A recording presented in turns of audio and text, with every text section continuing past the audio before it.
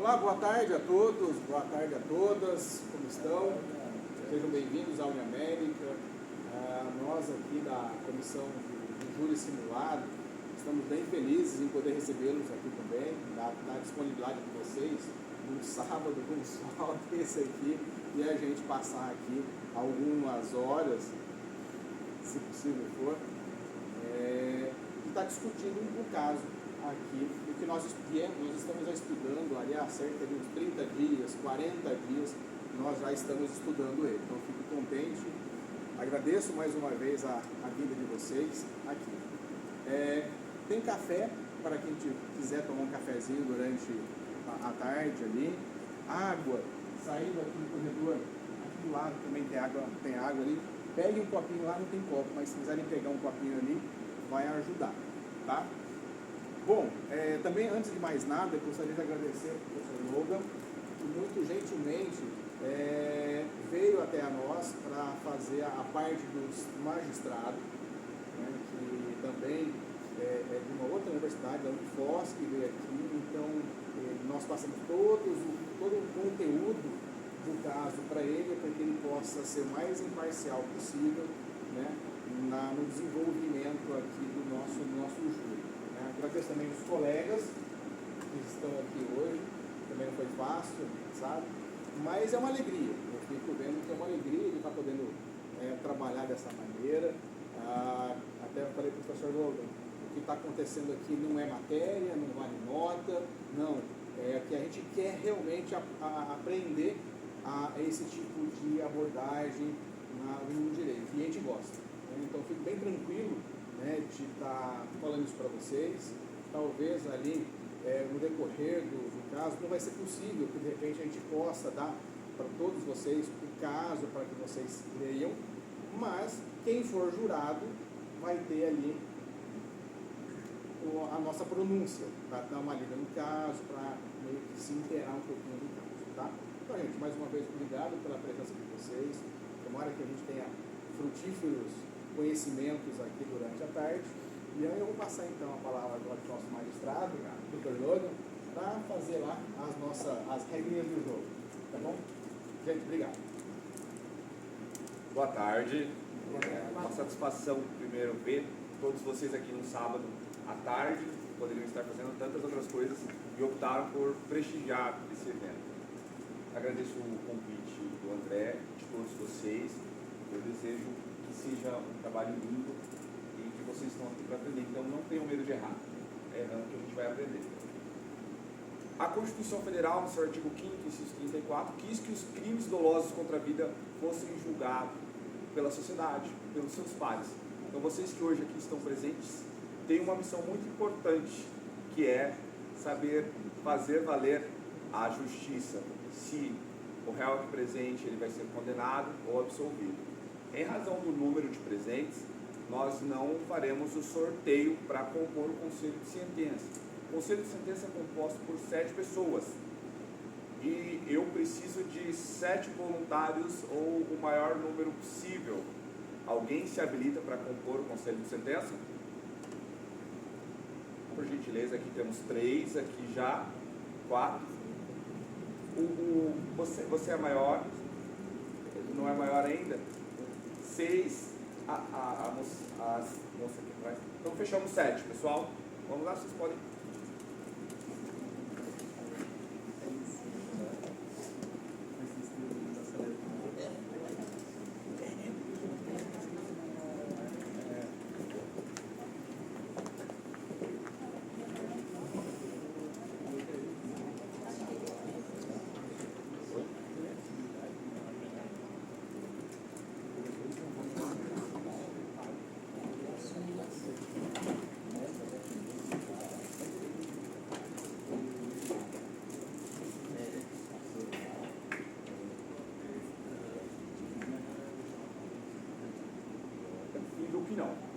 Mas se ninguém se opuser, a acusação se opõe, o defendente se opõe, pode.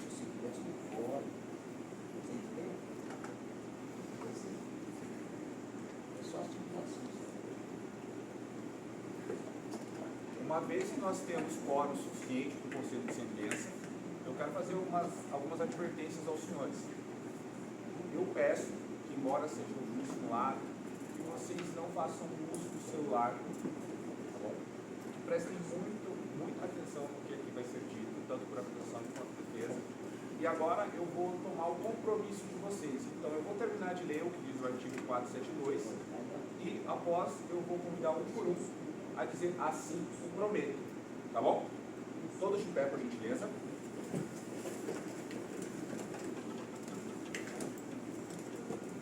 Em nome da lei, concito-vos a examinar esta causa com imparcialidade e a proferir a vossa decisão de acordo com a vossa consciência e os ditames da justiça.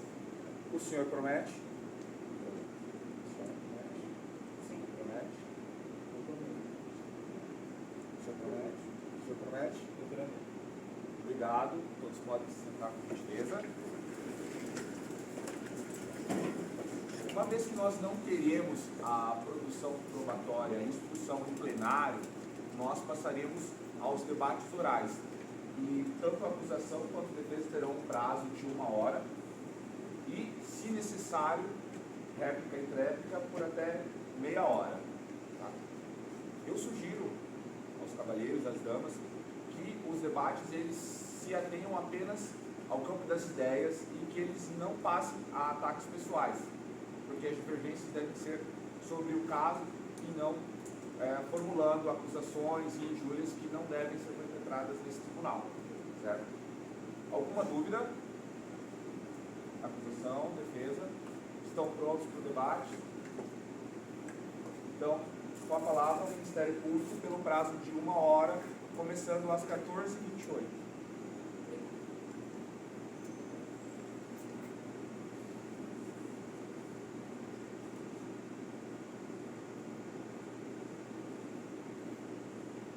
A justiça é a vontade constante e perpétua de conceder a cada um seu direito. Excelentíssimo juiz magistrado, presidente desta sessão, eu começo cumprimentando, expressando todo o meu respeito, minha admiração pela sua pessoa, pelo seu trabalho. É uma admiração e respeito que não vem só de mim, mas de todos os demais representantes do Ministério Público também. Para mim é uma satisfação, um prazer enorme estar na sua presença no dia de hoje. Estendo também as minhas saudações aos nossos colegas operadores do direito, que no cargo de defesa dividem conosco o papel de interceder por aqueles que clamam por justiça, cada qual em seu lado, cada um com seus princípios, com seus valores, mas sempre de modo a defender aquilo que a gente verdadeiramente acredita. Estendo também as minhas saudações à comunidade em geral, que vem, que participa e que assim consegue efetivamente exercer a sua cidadania. Essa troca, essa participação, ela é muito importante para todos nós aqui. Antes de cumprimentar os jurados, eu gostaria de cumprimentar, e não só de cumprimentar, mas também de expressar os meus sentimentos aos familiares da vítima, mesmo depois de muitos anos, porque para mim a saudade é um sentimento que passa-se os anos, ela nunca passa, ela nunca vai embora. Ainda mais quando a gente perde um ente querido, inocente, num assassinato cruel como este foi. Também eu gostaria de cumprimentar a Janete Aparecida Urbinski, que para mim é a pessoa mais importante neste dia. Não é o José Hamilton, como muitos pensam, mas sim a vítima. Porque eu sim acredito que ela está no meio de nós, sentada em uma dessas cadeiras, esperando que se faça justiça pela sua morte, esperando que se condene a pena máxima aquele que tirou dela o direito de conviver, de viver com os seus filhos. E essa decisão, essa justiça que ela tanto almeja, que ela tanto espera, está nas mãos do Senhor Jesus. Assim, por fim, eu cumprimento Vossas Excelências de modo muito especial. Não que os demais não sejam, mas eu normalmente tenho uma admiração, um apreço muito grande por esse modelo, essa forma de julgamento no qual os jurados são figuras máximas. Com as minhas saudações aos senhores, no Tribunal do Júri, exercem o papel de autoridade suprema na função de definir, de decidir o destino de um homem que infelizmente, isso tem se tornado cada vez mais habitual, tem se tornado cada vez mais rotineiro. Casos, julgamentos, de homens que assassinam aquelas que mais deveriam amar e cuidar. E aqui não é diferente. Infelizmente, a Janete ela é mais uma mulher que contribuiu para um aumento nas estatísticas de mulheres que se foram vítimas de feminicídio. Para que os senhores saibam o que julgar e como julgar, eu inicio fazendo uma narrativa dos fatos, de como aconteceram as coisas no dia. Nós estamos diante de José Hamilton Nascimento, o qual, na data de 15 de julho de 2017, juntamente com a sua esposa, a vítima, Janete Aparecida, realizaram na residência deles, do casal, uma confraternização, uma janta ali entre amigos. Nessa janta foram convidados a irmã da vítima, Ivonete, suas duas filhas, Jussiele e Jéssica, e mais um casal de amigos. Neste dia, durante esse evento, tanto o José Hamilton quanto a Janete, eles ingeriram bebidas alcoólicas. E a partir disso iniciou-se uma discussão, um desentendimento, que acabou sobrando inclusive para as visitas, para os convidados da confraternização.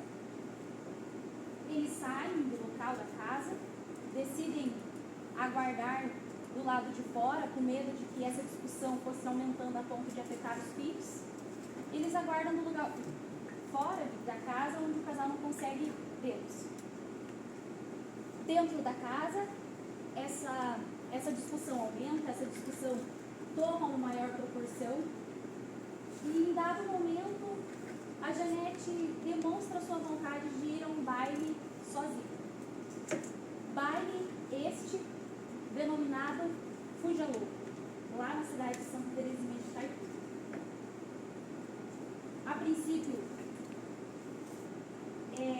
só que essa reação dela de querer ir no baile gera no seu esposo, José Hamilton, um sentimento de ciúmes, uma inquietude muito grande. Mas ela contraria ele, a decidir mesmo assim, mesmo sem a vontade, sem o consentimento do marido. Ela então sai de casa, no intuito de se divertir, como todas as pessoas que vão para um baile. Ele também sai de casa, mas não na intenção de se divertir. Ele sai de casa na intenção de buscá-la e de fazer com que ela volte para sua casa, para cuidar dos filhos que não são dela, mas sim deles. Isso demonstra uma atitude machista, uma atitude autoritária de José Hamilton. Mostra o quanto Janete era submissa ao marido. Ora, os filhos não estavam sozinhos. Os filhos não estariam com qualquer desconhecido. Os filhos estariam na presença do pai. E quem melhor que um pai para cuidar dos seus filhos?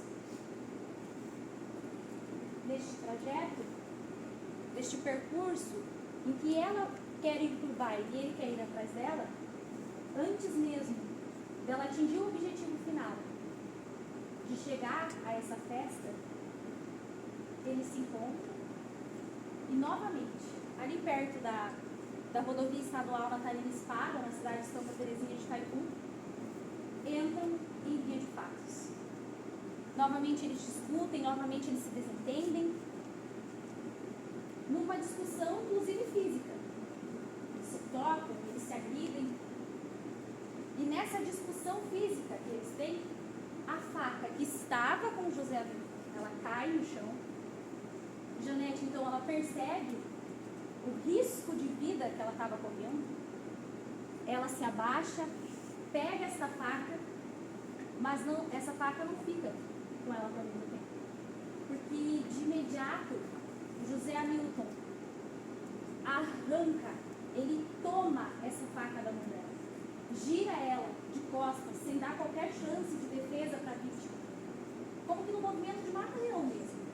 Ele desfere uma única e cruel facada no lado esquerdo do pescoço de Janete, na região cervical de Janete. Ela cai no chão, ainda com vida, aqui cabe lembrar, ensanguentando como um corpo esfaqueado. ele vê a situação da esposa. E ainda assim, ele tem a coragem de jogar, de empurrar a sua própria mulher numa valeta, um buraco, ao lado da cena do crime. Sem prestar qualquer socorro à vítima, ele simplesmente vira de costas e sai. Foge do local do crime em direção ao milharal, também ali perto, sem qualquer sentimento, sem qualquer arrependimento daquilo que fez com a sua própria mulher. Isso tudo aconteceu no final de semana, lá na cidade de Santa Terezinha de Itaipu. Ele foge para Foz do Iguaçu para fugir do flagrante. E na segunda-feira ele se apresenta à autoridade policial, ele se apresenta na delegacia e assume. Eu vou repetir. Ele assume a autoria. Ele assume ter matado esta mulher, sua esposa, mãe de 4 dos seus filhos, com uma facada, como se fosse um porco a ser morto, matado para ser comido, não a ser uma mulher, aquela com quem ele dorme todas as noites. Cientes, então, excelências, de quem são as pessoas envolvidas, de como aconteceram as coisas no dia do ocorrido, no dia do crime.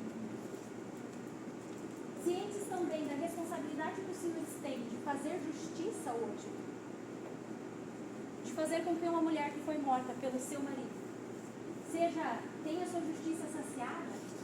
Eu passo a palavra para minha colega promotora de justiça, Alexandra, e também para os demais, posteriormente, para que eles tragam provas contundentes e elucidem eventuais dúvidas que tenham ficado.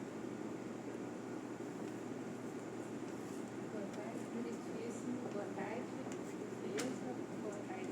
Também exerce um papel muito importante aqui hoje. Boa tarde, Rafaela. E a todos que estão assistindo esse seminário. Uma boa tarde muito especial aos jurados, a vocês. Hoje, eu já estive aí, sei que é uma parte muito difícil, a gente tem que decidir o destino de uma pessoa. Mas esse destino não pode ser decidido somente com base em astias ilusões, com base em suposições.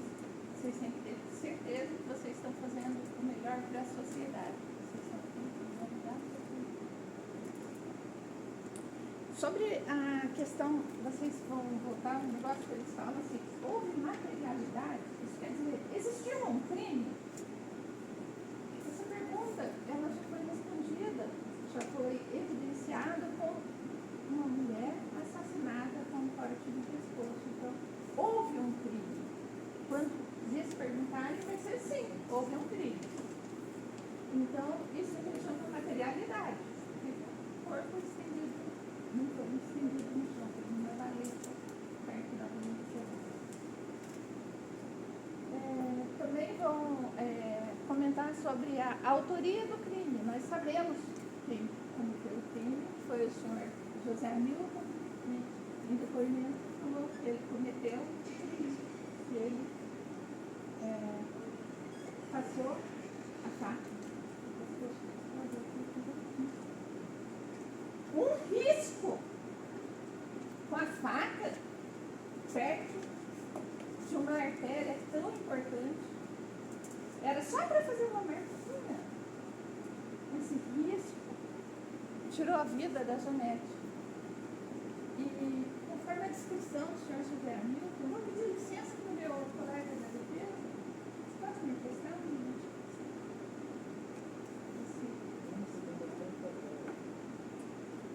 Certeza?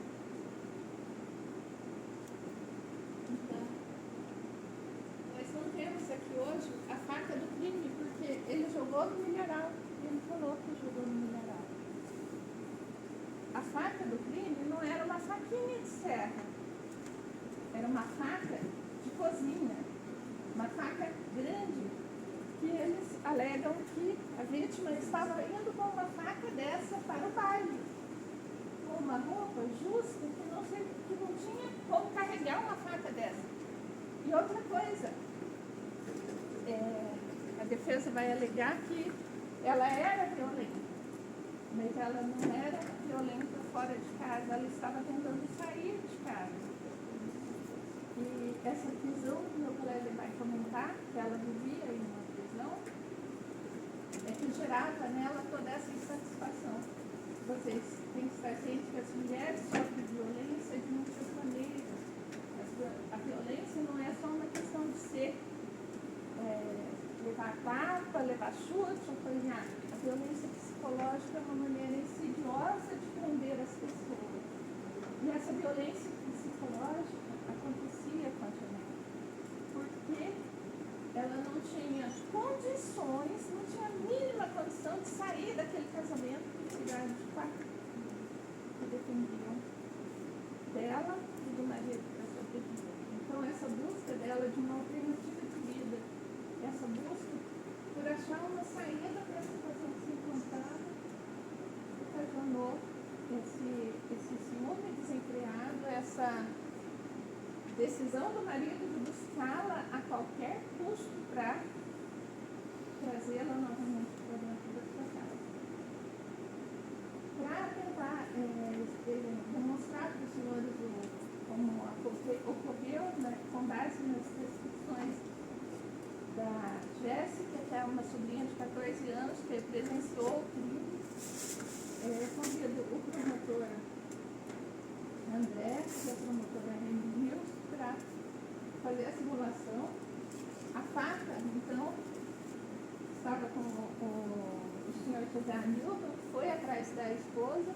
Na briga, ela toma a faca dele e essa faca cai no chão. Ele, em seguida, pega a faca novamente e prende a esposa pelas costas e corta o pescoço dela. Obrigada. Esse corte levou a moça, levou a Janete à morte. E ele não prestou justiça. Vocês ouviram, ele disse há pouco, só ia fazer isso. Um risco no pescoço, na jugular da esposa. Isso demonstra também que a intenção do senhor José Hamilton era matar a esposa. Ele levou a faca de casa, a Jéssica disse que viu. Num primeiro momento, no depoimento hoje, ele disse que levou a faca, em seguida falou que não, foi ela que levou a faca. Mas as pessoas não conseguem repetir por muito tempo e ele contradisse hoje tudo que ele tinha dito no depoimento inicial. Então, é muito mais... Excelência, pela ordem, só esclarecer para o jurado que depoimento de acusado não pode ser tomado como meio de prova. Eu acho que faltou esclarecer essa questão, porque senão os jurados vão assumir que o depoimento do acusado é a verdade em casa. Tá? O depoimento no Tribunal do Júri e processo penal é tido como um meio de defesa. Tá? Então, enxergue o interrogatório dessa forma.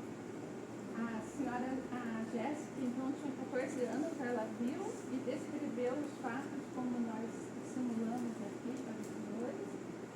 E agora o promotor André vai dar sequência. E pense nisso, que uma faca não é levada para o local do crime à toa, ou que a Janete não iria para o baile armada, visto que a ameaça, a vida dela estava em casa, não sai. Olá, boa tarde a todos e a todas. Meu nome é André, boa tarde, excelentíssimos jurados, hoje aqui no pleno.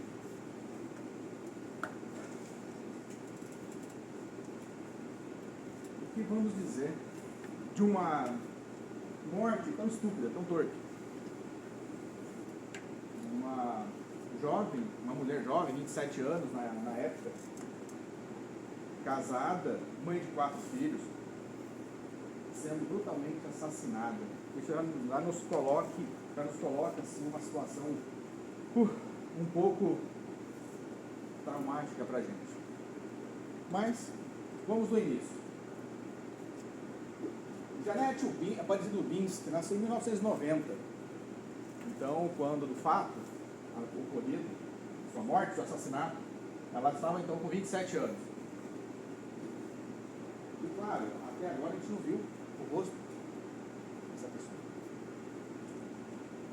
Então sempre tem a memória das pessoas nas quais a gente está trabalhando aqui. Porque a gente não está julgando um caso sem uma face, sem uma cara. Para ficar para vocês, jurados, que existe sim uma pessoa, Janete Aparecido Ubinski. Isso aí é público. Isso aqui é público, essas fotos são do Facebook dela. Mas, diante disso, nascida em 1990, numa cidade chamada Guaraniaçu, aqui próximo de Cascavel. Trouxe um mapa para vocês ali. Então não está muito distante aqui da gente, não, paranaense. Só que eu estudando um pouquinho o caso aqui dessa cidade, uma cidade pequena, 14 mil habitantes, IDH baixo, sem perspectiva. Sem perspectiva, não tinha perspectiva nenhuma. Agora volta. Dentro do nosso... Vocês estão aqui? Vendo ali os pareceres. Uma família humilde. Se vocês notarem, Janete Aparecido Ubinski, o nome do pai dela não aparece no RG. Da irmã também, por favor. Da irmã, que é a Ivonete, que foi testemunha. Também não tem. Então, isso já me leva à condição de uma, vou lhes dizer bem, guardem essa palavra, vulnerabilidade. Uma vulnerabilidade familiar que ela não tinha pai. Pelo menos no nome, no RG. Ora, vamos de novo, retomando. Família pobre, cidade sem perspectiva, sem pai. Sem pai. Um homem, à época, José Hamilton, 41 anos. Ela, com 13, começa um relacionamento. Ora, o que ela viu nesse homem? Uma possibilidade de talvez sair dessa vida. O homem mais velho, uma profissão, com algum dinheiro, com alguma estabilidade. Mas agora, que tipo de relacionamento ela está buscando? Talvez um pai ali? E infelizmente, ela encontrou não um pai. Ela encontrou, acredito eu, e vocês podem me ajudar nisso, a morte a partir desse momento. Por quê, gente? Por quê? Ela está buscando um pai. Ela está buscando um apoio para fugir dessa situação de vida. Apoio. Vejam só. 14 anos. A defesa até pode dizer, não, foi com 13, foi com 14, foi com 15. Não interessa. O que interessa dizer para vocês é também a sequência dos fatos. A sequência dos fatos é que, com 16 anos, tem o primeiro filho. Com 17, um segundo filho. Aos 21, um terceiro filho. E 2 anos antes de ser assassinada, um quarto filho. Então, com 25 anos ela. 4 filhos em 25 anos de vida. Pois bem, que tipo de envolvimento? E ademais, com 16 anos, sem estudo, sem trabalho, sendo feita quase que de doméstico em sua casa. Se vocês verem, por favor, são algumas outras fotos dela, retiradas do Facebook. Eu não quis trazê-los aqui, encher de foto, mas está aqui assim, 308 fotos. Se vocês perceberem, não tem uma foto, vocês depois possam ver, não tem uma foto ali que ela não esteja fora de casa. Todas as fotos. Aliás, vamos ser verdadeiros, não duas, de 308, 2 fotos, sendo que uma está no fundo de um quintal, que não dá para saber que casa que é, e uma outra num ginásio de esportes com uma criança. As únicas. Do restante, do Facebook, todas assim. Dentro de casa, percebe? Dentro de casa. Não sai. Agora, então, se nós temos uma pessoa que está com tudo isso dentro de casa, dos 16, 15 até os 27, 11 anos, tendo filho, e outra, qual relacionamento que vai fazer com que as duas pessoas ali, internamente, no casal, não tenham discussões? Claro que há. Quem já namorou, quem é casado, sabe disso. São duas pessoas completamente diferentes. Mas vejam onde eu quero chegar. Nos autos, nas testemunhas dizem que sim, eles eram um bom casal, aparentemente. Nós eu conheço muitos casais que aparentemente são casal 20, mas internamente se matam. Não foi o caso. O que nós temos hoje é a versão de versão de José Hamilton. A versão dela, infelizmente, nós não vamos ter. Ela morreu, foi assassinada brutalmente por um motivo todo. Por quê? Apenas queria sobreviver, viver uma coisa diferente na sua vida. Nos autos também, a defesa pode vir. Ela começou a briga, ela que se excedia na bebida. Pensamos nós, uma pessoa de 27 anos, que durante toda a sua adolescência, um pouco da sua adultidade, tendo filho, presa em casa, cuidando de filho, quando bebe um pouquinho, qual é a expectativa? Acaba se soltando. Eu quero ir para um baile, eu quero me divertir, eu não me divirto aqui. Olha só a situação de vida dessa pessoa, trancafiada em casa, cuidando de filho. Não, ela não fez isso de tal forma que ele queria apenas se mostrar para a vida, queria se abrir para a vida. Veja só, caso que José Hamilton começa uma discussão, bebida, discussão, ela por dentro deve estar sofrendo muito, querendo uma vida diferente.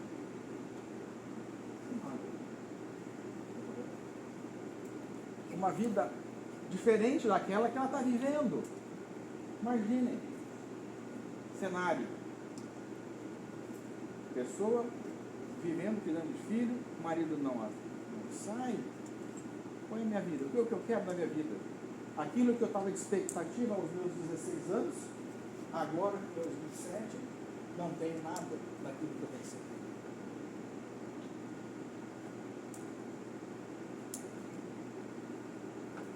Ademais, um cenário que todos acham que ele, Zé Hamilton, é um bom pai. Será? Veja só. Se perguntarem para ele, onde estão os seus 4 filhos agora? Que anteriormente, mesmo dessa maneira na qual estou pintando, mostrando o fato para vocês, estavam reunidos. Os 6 vivos e juntos. Agora, um está com a tia, um está com o tio, um está com ele. Cadê a família? Aonde estão os laços? Onde estão os laços dessa família? Se perderam. Não tem mais laço. Tanto é que não tem laço que Janete perdeu a oportunidade única de frequentar a formatura dos seus filhos. Talvez primeira comunhão dos seus filhos, não tem essa oportunidade. Não vão ter foto. Foto de final de ano na casa, comemorando o aniversário. A partir do seu assassinato, eles não terão mais isso. E ela morreu. Foi posta a ela a pena máxima, pena de morte. Porque queria viver. Apenas queria viver. Queria mostrar aquele ar de novidade, de juventude. Então, Sem contar que Janete é a terceira mulher de José Hamilton. Ele já advém de outros 2 relacionamentos fracassados, tendo outros filhos também. Mas filhos, eu tenho filhos, eu tenho esposa e sei o que é ser pai participativo, de estar presente, e isso faz falta para as crianças. Cadê a mãe? Cadê o pai que agora, cada criança, então, cadê a família? Essa família, infelizmente, está desestruturada. E daqui para frente.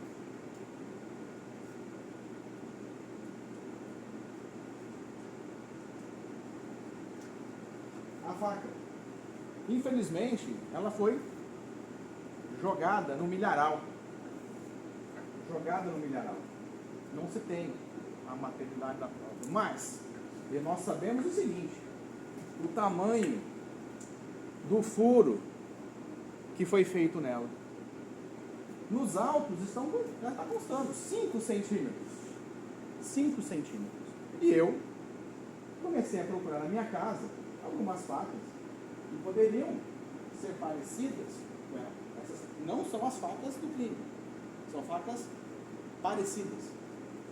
Para eu fazer 5 centímetros de corte, no mínimo, na foto tem 4 centímetros, é a lâmina, 4 por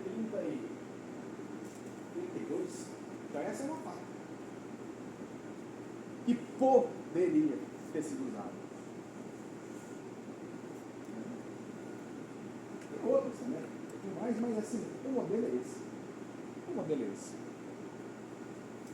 Agora, sabendo que Janete iria para um baile, o suja louco, e todo mundo sabe, todo mundo já foi no baile. Quando você chega no baile, você é revistado, você não entra. Como ela saiu com uma faca? Já esperando para fazer alguma coisa no baile? Esperando ser atacada? Como? Não entendo. Então a faca não estava com ela. José Hamilton, sim. Quando saiu, já saiu premeditando. Saiu premeditando. Estava em posse.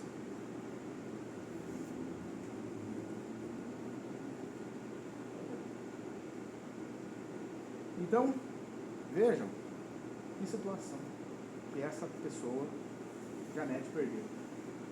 E foi imposta para ela aí a pena máxima.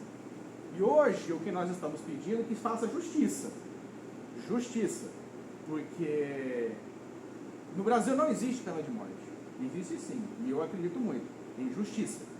Injustiça, porque um homem que sai falando que defende filho, que defende a família e mata a pessoa com quem ele mais tem que contar e fazer com que a filha, que os filhos tenham aí essa possibilidade de convivência, está terminado. Eu agradeço então a vocês e vou passar agora o complemento da fala do promotor Cruz.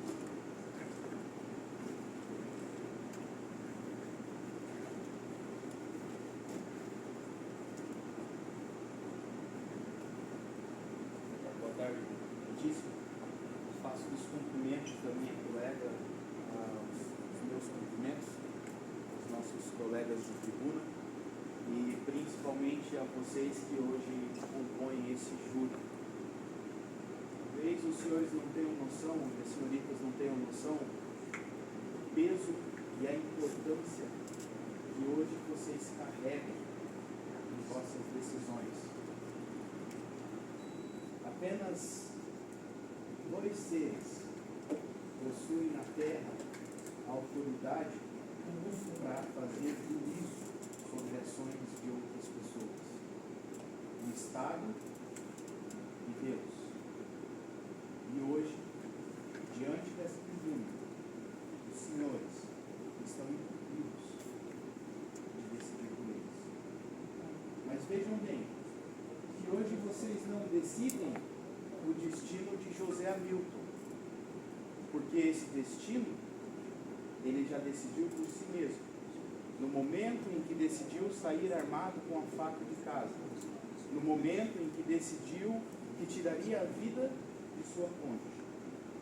Hoje, vocês decidem o destino de tantas outras Janetes que ainda vivem.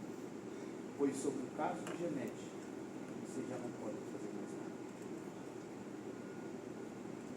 Dentre tantas coisas que vocês ouviram hoje, sejam as que já ouviram, as que eu proferirei ainda, ou as que a defesa dirá aqui, a mais importante de todas as pessoas jamais poderá ser ouvida nessa tribuna. Janete foi calada para sempre. Viveu e morreu, como muitas outras mulheres vivem e morrem, calada, submissa, refém de suas próprias escolhas. Como meu colega de tribuna disse, no momento em que Janete decide que talvez José Hamilton pudesse fazer a função de pai que ela não teve, talvez José Hamilton fosse o pai para os filhos dela, que ela não teve o privilégio de ter. No momento em que ela decide unir-se a este homem, ela sela o seu destino, como muitas outras mulheres fazem, fizeram e ainda farão. Então eu quero que vocês saibam que hoje vocês têm a função primordial de evitar e de mostrar para a sociedade que por mais que existam muitos José Hamilton, o Estado, Deus e a sociedade através de vocês não vai tolerar que existam mais Janetes. Entendam isso. A defesa pode trazer aqui N motivos pelos quais talvez José Hamilton tivesse tido o desejo de matá-lo. Talvez porque eles brigassem, talvez porque quando ela bebia, ela ficava descontrolada. Mas isso não dá jamais o direito de alguém tirar a vida do seu cônjuge. Vejam bem, ele não matou uma pessoa qualquer. Ele não matou um qualquer. Não foi um vizinho. Não foi alguém na rua. Ele matou a mãe de seus filhos. Ele matou a pessoa a quem ele deveria proteger, a quem ele deveria cuidar. Ele matou uma criança que aos 13 anos abriu mão de sua vida e decidiu ir morar com ele, crendo que talvez pudesse ter algo melhor. Mas ele a matou. As duas outras esposas dele, dos seus casamentos falidos, dizem que José Hamilton era um bom marido. É claro, elas estão vivas. Ele é um ótimo marido. Permitiu que elas vivessem. Janete não. As vossas filhas, ou as vossas netas, vossas irmãs, vossas mães, ou até vocês mesmos, podem estar numa condição dessa. Como hoje, assim como para toda a eternidade, Janete não poderá mais proferir uma sequer palavra. Eu direi aqui a vocês aquilo que talvez ela queria dizer. Utilizando as palavras de José Hamilton, utilizando as palavras das testemunhas, eu vou dizer para vocês aquilo que eu tenho certeza que Janete diria, implorando por ajuda. Vejam bem, o benefício da defesa de José Hamilton, utilizando o seu próprio testemunho. José Hamilton diz que entraram em luta corporal. Pelos fatos já relatados, ele foi atrás dela, ela tendo dito que iria para o baile, convidou e ele não quis, como era de costume, eles iam. Então ela decidiu que iria. Fez bravo por alguma coisa que tivesse acontecido. Eu sou casado e eu sei bem como é isso, né? Às vezes a gente tem uma discussão, alguma coisa, e ele se vira, ele sai. talvez eu não tenha pensado nisso. Talvez procurando um pouco de atenção dele, quem sabe. José Hamilton disse que foi atrás dela, entraram em luta corporal. José, ao levantar, viu que sua esposa estava ferida. Vejam bem, além de desferir um golpe de faca nela, ele vê que ela está ferida e negligencia o socorro. Ele não simplesmente acerta ela por um acidente ou por um motivo de raiva, porque quando inquirido sobre isso pela promotoria, José Hamilton diz que não estava com raiva naquele momento. Ele diz que agiu sabendo aquilo que fazia. Ele não agiu com raiva ou porque estava descontrolado. Ele sabia aquilo que ele fazia. Negligencia o socorro à sua esposa. José Hamilton diz que os filhos presenciaram o ocorrido. Bom, além dele, nós tivemos uma testemunha, Jéssica. Jéssica, ela era sobrinha de Janete. Ela foi a única testemunha ocular do ocorrido. Jéssica, ela diz o seguinte, que viu José correndo na direção de Janete, onde pegou sua tia por trás pelos cabelos e começaram a discutir. Veja a maneira como ele aborda a sua esposa, puxando-a pelos cabelos. Esse é o bom marido. Esse é o homem calmo. Esse é o homem tranquilo. Que Janete ignorou a presença de José, talvez querendo evitar que algo mais gravoso acontecesse. E começaram a discutir. Janete ignorou a presença de José e virou as costas para ele. Isso são as palavras de quem testemunhou o ocorrido. E eu faço disso as palavras de Janete para os senhores. E continuou indo sentido a rodovia, que nesse momento José pegou Janete por trás novamente pelos cabelos e sacou de uma faca que ele portava. No momento em que ele sai de casa atrás de Janete, ele leva uma faca para resolver o problema. Por que não? Por que não? Como meu colega André disse, por que Janete portaria uma faca indo a um baile onde, e logo vou ler para os senhores e para as senhoras, a própria segurança do local faz a revista das pessoas. E ela sabia disso porque frequentava lá habitualmente. Então José Hamilton sacou de uma faca e efetuou um golpe no pescoço da vítima. E eu gostaria que exibissem, por gentileza, a imagem do resultado desse golpe. É um pouco forte, senhores. E depois, vejam só, ali vocês conseguem visualizar o ferimento. Quando inquirido em tribuna sobre qual era a intenção de José Hamilton com essa faca e o que ele pretendia, José Hamilton disse que queria riscá-la, que queria marcá-la. Até onde eu sei, marca-se o gado, marca-se as propriedades, e não o cônjuge.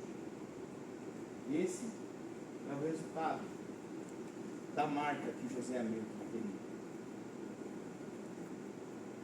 E o pior, continuando, testemunho da Jéssica, palavras da Janete para vocês. E depois, empurrou no barranco e saiu correndo.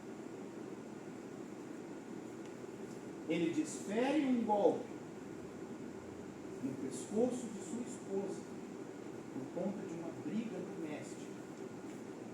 Empurra em um barranco como se fosse um gato, como se fosse um porco, e sai correndo.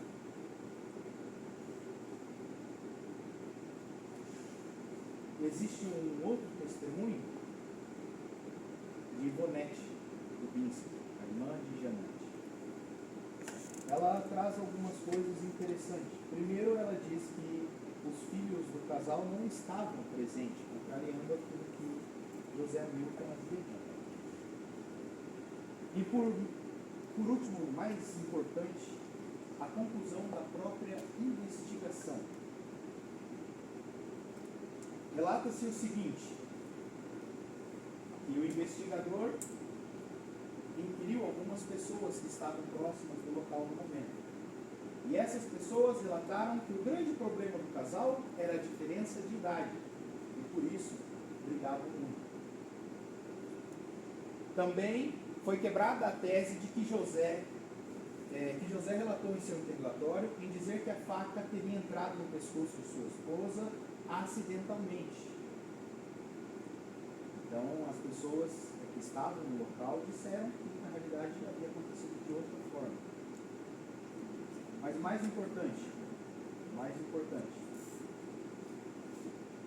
é aqui que eles dizem sobre o fato da impossibilidade de Janete ter trazido consigo aquela faca, dizendo o seguinte: também é uma mentira do autor do crime em dizer isso, falando sobre a posse da faca, porque o baile que a vítima pretendia ir fica a cerca de 300 metros do bairro onde Janete residia, e o local onde tem esse baile tem seguranças particulares na entrada, onde fazem uma revista minuciosa.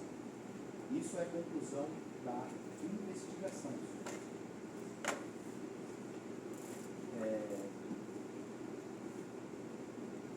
Eu gostaria de ler só uma última parte, antes de retomarmos a nossa conversa, que é em benefício do réu, testemunho de sua defesa. Ele diz o seguinte, em juízo: eu vi o sangue, mas eu achava que ela não ia morrer.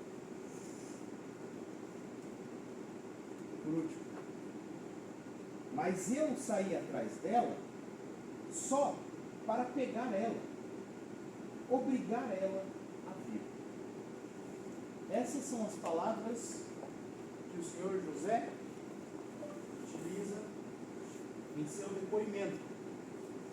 Obrigar ela a vir. Um relacionamento construído com base na submissão. E em determinado momento, quando ela decide se libertar daquilo, José Hamilton, sentindo-se desafiado, sentindo-se humilhado, talvez, porque uma mulher desafiar ele, uma mulher querer fazer algo que eu não quero que ela faça, eu vou obrigá-la a vir. Eu vou obrigá-la a vir. Entendam bem, senhores e senhoras, de homicídio, José Hamilton é réu confesso. Ele confessou o crime. O que vocês têm hoje que decidir, na realidade, é sobre o feminicídio. Hoje, vocês têm que decidir, como eu já disse, se a vida de Janete vai valer algo para todas as outras Janetes que existem. A decisão de vocês não tem mais poder nenhum sobre a vida dela, porque a vida dela já não existe mais, tirada pelo seu esposo. Porém, sobre a vida de muitas outras mulheres que vivem como Janete viveu e que podem morrer como Janete morreu, a decisão de vocês tem o efeito de evitar esse tipo de situação. Porque Janete foi morta em razão de sua convivência matrimonial. Janete foi morta em razão de sua escolha, aos 13 anos, de viver com um homem muito mais velho do que ela. Janete foi morta porque decidiu fazer aquilo que bem lhe entendia, porque decidiu desobedecê-lo, devendo a ele obediência. E ele, como forma de obrigá-la, em suas próprias palavras, a vir, vai atrás dela com uma faca, esfaqueia e mata a mãe de seus próprios filhos por conta de uma briga doméstica. mata a mãe de seus próprios filhos porque ela queria ir ao pai. Independente das teses que sejam levantadas aqui neste momento, ou posteriormente, pensem em vossas filhas, as senhoritas, em vossas netas, irmãs, mãe. Pensem. Vou passar a palavra agora para meu colega Jonas. Ele vai explicar para vocês como é que funciona a decisão dos senhores. Ele vai explicar para vocês como é que vocês vão decidir, como funciona o processo e ajudar vocês a tomar essa decisão.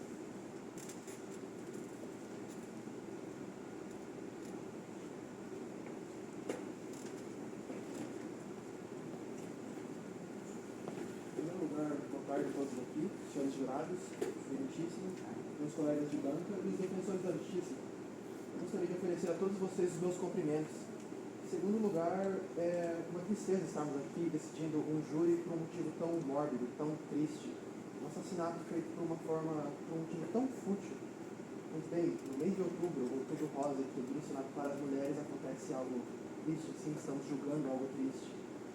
Então, os senhores logo estarão votando para decidir qual será o destino do senhor José Hamilton, porque, bem, um assassinato como esse não tem como fugir, mas feminicídio é algo muito, muito diferente de assassinato. É algo que apenas pela condição que acontece. Vocês entrarão e colocarão o bilhete escrito sim ou não em uma caixa e escreverão o seu nome atrás, dizendo qual será o seu veredito. Então, quando eles perguntarem sobre a materialidade para os senhores, votem que sim, houve materialidade. Houve uma mulher morta, estendida na rua, com um corte de arma branca, uma faca de cozinha no seu pescoço. Quando me perguntarem sobre a autoria, votem que sim. O próprio José Hamilton é réu confesso, confessou o crime de assassinato, sem mais nem menos. Apenas fugiu para impedir o seu flagrante. Quando perguntarem sobre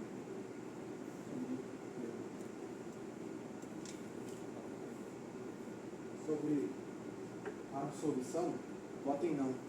Pois o homem matou a mulher com quem dormia todas as noites, a mulher com quem dizia que amava por toda a sua vida, ou melhor, toda a vida dela, dos 13 anos até os 27, mentindo para ela, apenas para ter um companheiro para quem mandar, um animal de estimação, como eu acho que ele havia, não é? Ele simplesmente decidiu matá-la porque preferiu vê-la morta a ser livre, a ter a própria opinião, a própria vida. Pois bem, quando perguntarem sobre o feminicídio, votem que sim.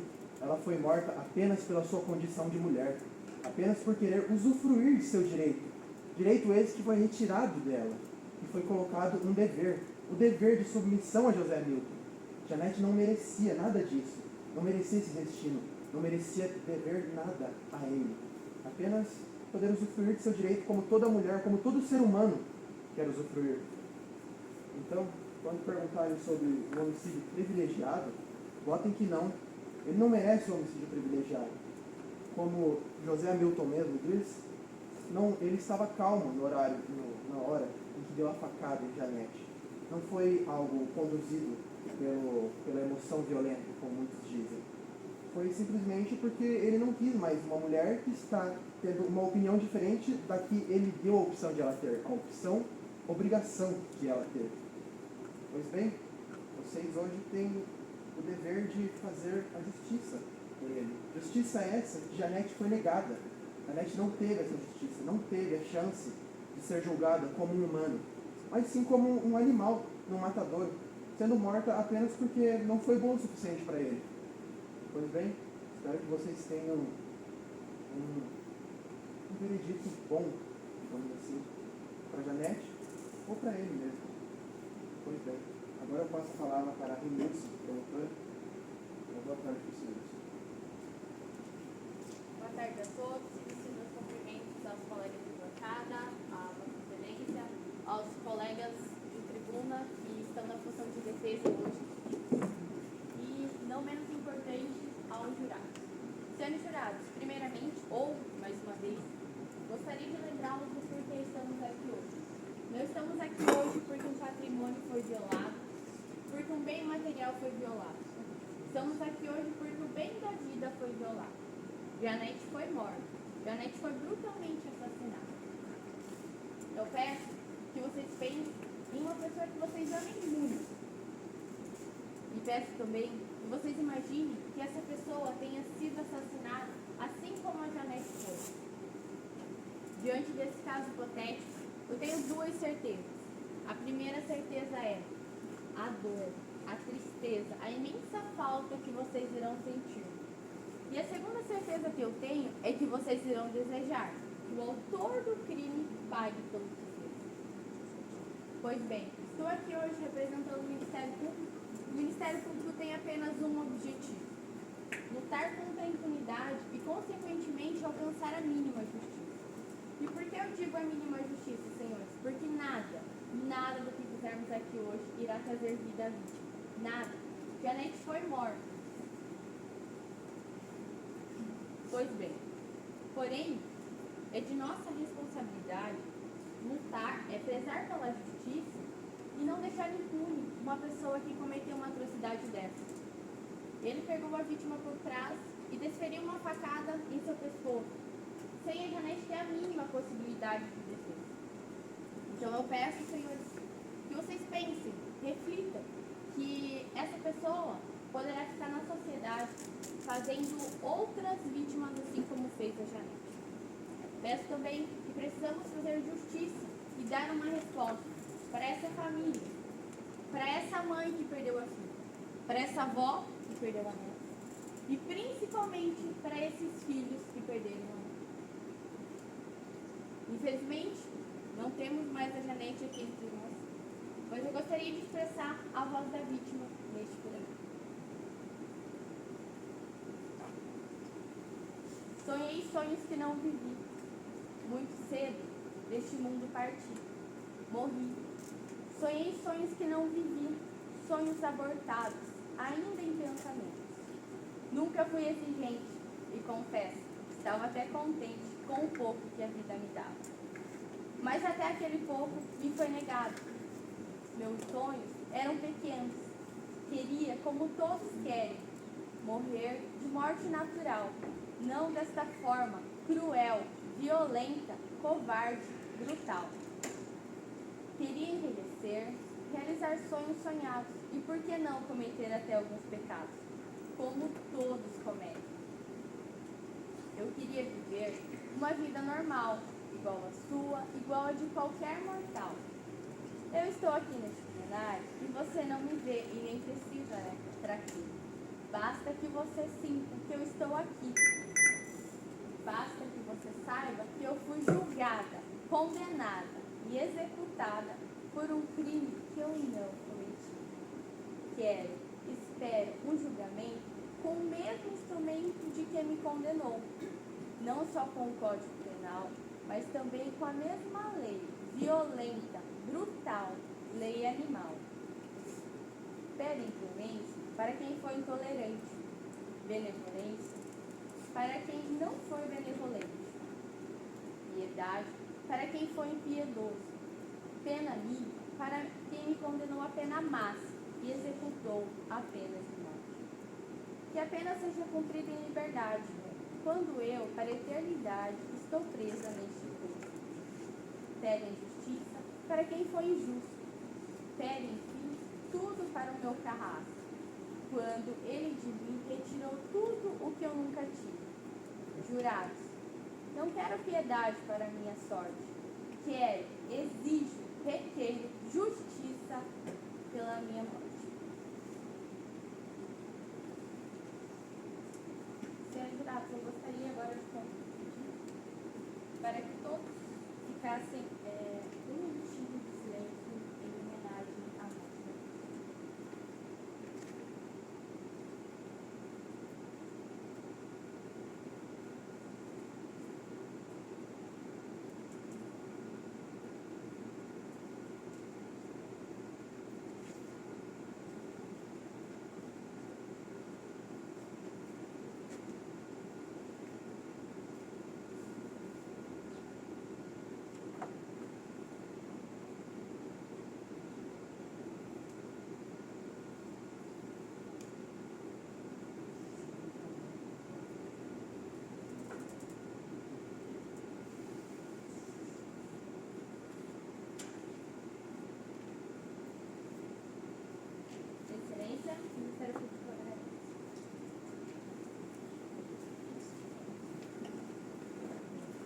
jurados têm alguma pergunta, algum questionamento?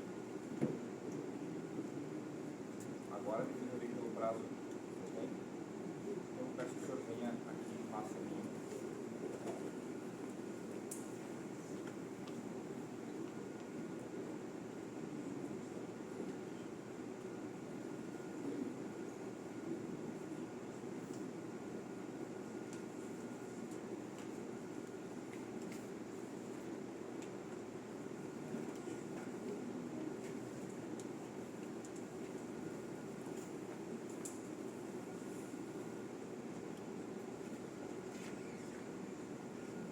Os jurados precisam de um minuto para ir ao banheiro, tomar uma água, ou aguentam mais uma hora a fala da defesa e depois a gente pergunta assim mais no intervalo.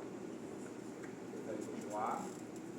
Então, faço a palavra da defesa pelo prazo documental de até uma hora, se iniciando exatamente às 15h28.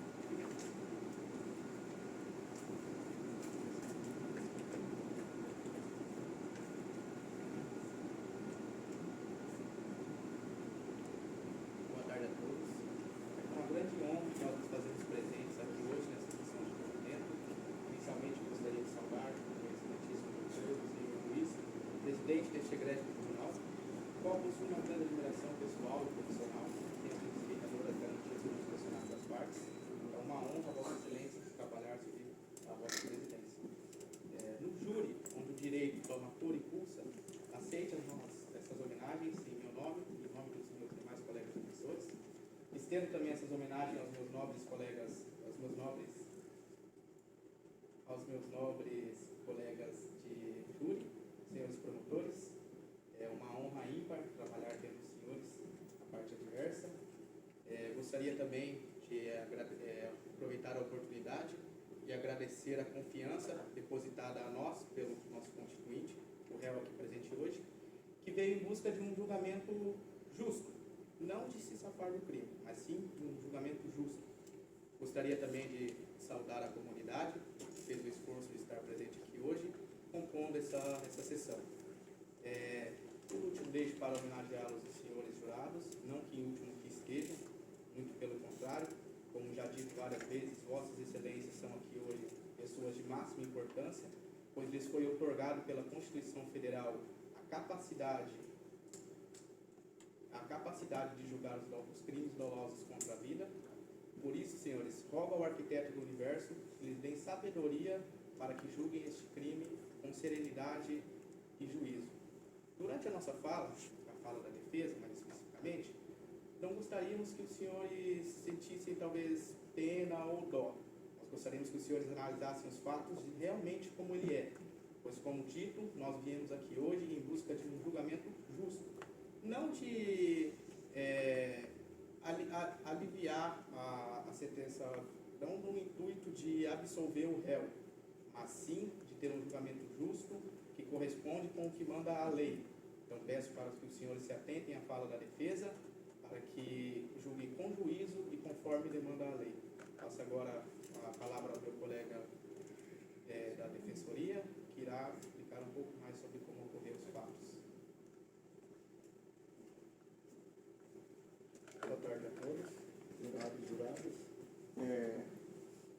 ao excelentíssimo senhor Luiz também, e ao Ministério Público também. Uma boa tarde. No caso dos fatos, o Ministério Público já explicou mais ou menos como foram os fatos que ocorreram, e algumas coisas foram distorcidas que eles não propunharam aqui, o que, no caso, a vítima não está aqui para se defender, claro, né? Isso como todos vocês sabem. Porém, o réu, ele disse como foram os fatos, e não distorcidamente, né? E não tentando aliviar também a dele. Pois bem, houve uma morte aqui em si, porém, foi em legítima defesa, alegando, no caso, o réu, que houve sim uma briga. Porém, a briga foi justificada, que, no caso, houve uma tentativa iminente de ataque com faca a ele, começando uma briga e ele tentando intervir essa posse de arma branca da pessoa, em si a vítima que estava em si tentando desferir essa faca no réu. E, no caso, acabou que ela tropeçou e caiu com essa faca. Sendo assim, ele olhou a pessoa e quando viu que ele agrediu firmemente a pessoa, porém em legítima defesa, ele olhou aquele corpo ali. E a nossa primeira reação quando a gente vê um ferimento muito grave em uma pessoa é de não tentar salvar a vida da pessoa e nem tocar o corpo. Porque as avaliações psicológicas, elas trazem alguma conduta de você tentar se esconder o fato de que você não fez aquilo lá, não ocorreu aquilo lá com a pessoa que você ama. E quando é com alguém que você ama, que você viu que feriu essa pessoa, o primeiro passo é você correr, porque você não quer acreditar que você fez aquilo lá. E nesse termo, em 3 dias, ele veio se apresentar na pronúncia da delegacia, como testemunha para ser ouvida, né? Pois ele é o réu, claro, né? E nesse então, eu posso te dizer que ele não escondeu o flagrante que ele fez, o ocorrido no campo. Pois bem, ele houve o flagrante, tudo mais, ele se pronunciou, disse que houve os fatos e o que ele fez, porém ele se pronunciou, ele não correu e nem está tentando correr dessa atuação que ele fez com a esposa. Sendo assim, eu digo que o réu, ele firmemente acredita que ele ama a dona Janete. Porém, eles haviam discussões e tudo mais, né? Como todos sabem, a bebida sobe, o álcool sobe na cabeça da pessoa e a pessoa se descontrola. E isso é certeza, pois não tem como você saber quando o álcool vai subir na cabeça. E nisso, então, o relato é de que os dois acabaram tendo várias discussões entre a vida parcial que ele teve constituído com a viúva, no caso a Janete, né? E eu posso também declarar que o réu, ele acredita que, no caso,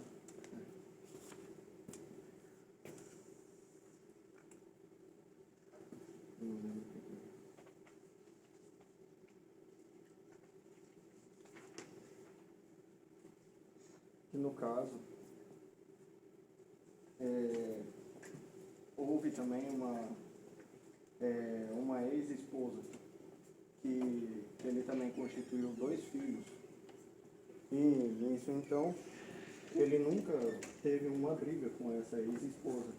Porém, também não se deu bem com essa esposa. Motivos foram N pela ex-esposa também, né? Mas, porém, ela disse que sempre o viu bem, que nunca houve essas brigas, incontestadamente no caso contínuo, entre os dois, e nunca maltratou os filhos deles também.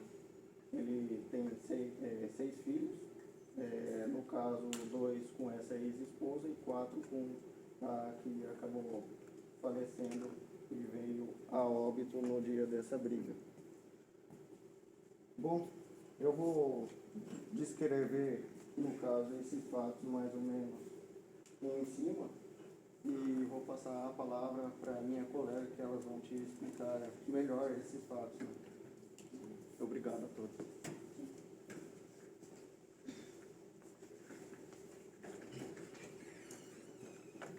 Boa tarde novamente. Senhores, adentrando um pouco mais ao mérito dos fatos, gostaria que os senhores se atentassem em alguns pontos que ocorreram naquela noite e que ocorreram em situações anteriores. Janete, ela possui o hábito de ingerir bebida alcoólica descontroladamente, ingerindo muito mais do que seu marido, muito mais mesmo, inclusive na noite do acontecido. Esse hábito de ingerir bebida alcoólica já ocasionou brigas anteriores, brigas que quase chegaram a ceifar a vida de José Hamilton. Como apontam os laudos que existem nos autos, as paredes da residência e a porta do quarto do casal possuem marcas de facas, que foi constatada feita por Janete durante alguns descontroles anteriores. Na noite do ocorrido, não foi diferente. Janete havia ingerido muita bebida alcoólica, mas muito mesmo, a ponto de chegar a agredir verbalmente sua própria irmã e o marido, de modo que também quebrasse alguns objetos da residência. Notem, senhores, uma pessoa descontrolada, que agride verbalmente a sua própria irmã, o seu cônjuge, afirma violentamente que vai para o baile e diz para seu marido cuidar das crianças, que condição essa pessoa tem de ir para um baile? José Hamilton, na tentativa de proteger a vida de sua esposa, acabou indo atrás dela para que ela voltasse para casa. Neste meio termo, aconteceu esse desentendimento. Somente peço que os senhores se atentem a esse fato, por gentileza. Passo agora a palavra à minha colega de defesa, Sadia.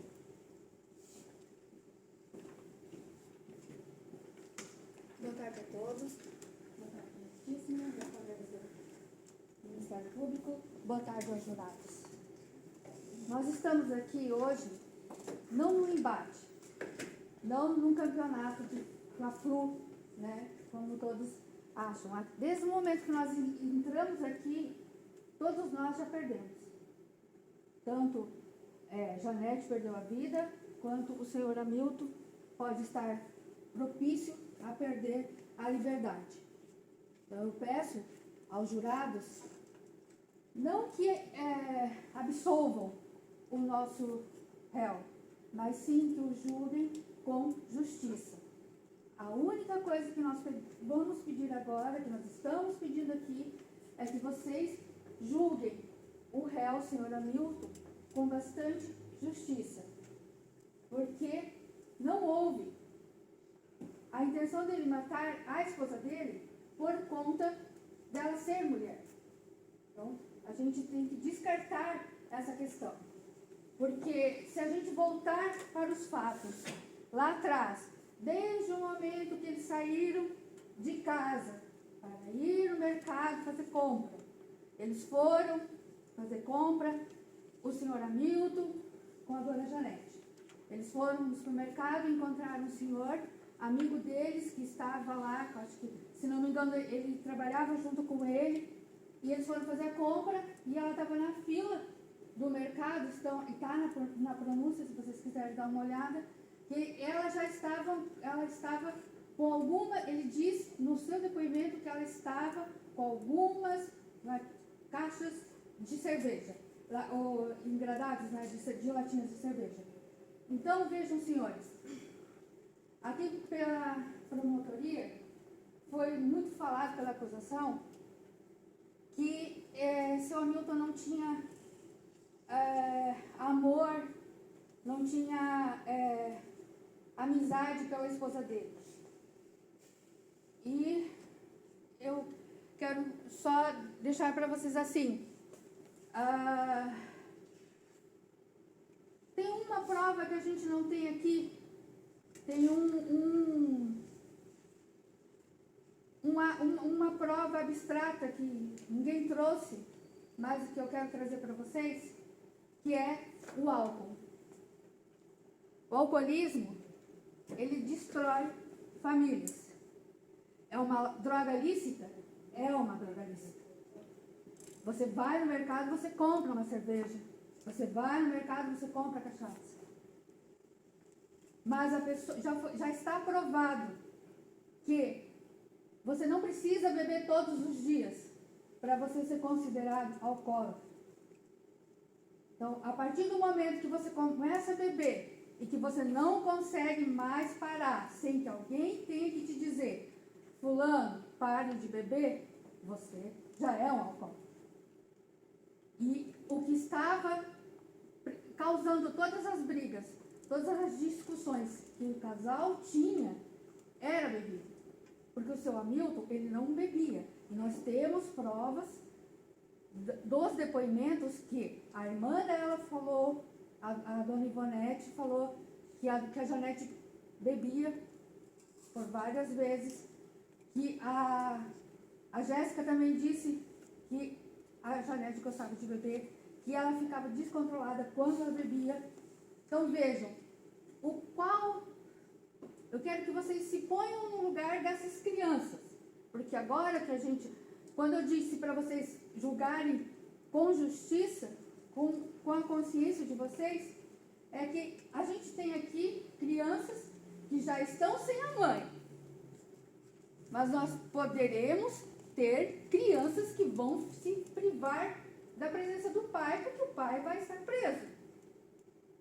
E essas crianças, quando conviviam com essa mãe e com esse pai, na casa deles, presenciando essas discussões do pai dizendo para a mãe: Janete, para de beber. Janete, não bebe. A criança que presencia essa situação, ela fica com isso durante toda a sua vida. Que pode até se tornar um alcoólatra também. Isso já é fato, já foi pesquisado, já está... não precisa ser mais testado. Então, a vida deles era boa? Era boa. Mas a gente vê, tem todos os depoimentos que as pessoas falam que ela bebia, que ela se descontrolava. Mas, claro, ninguém falava que ela era alcoólatra. E ninguém fala, gente. Todo mundo tem um tio, uma tia, um amigo, alguém, um parente que bebe na família. Mas ninguém fala que a pessoa é alcoólatra. Porque isso ainda existe, é muito preconceituoso. As pessoas sentem vergonha de dizer que o pai bebe, que a mãe bebe, que o avô bebe, que o irmão bebe e se descontrola. Ninguém tem coragem de dizer. Porque isso ainda é uma vergonha para todas as pessoas dizerem que o cônjuge ou que o pai bebe. É muito desgastante isso.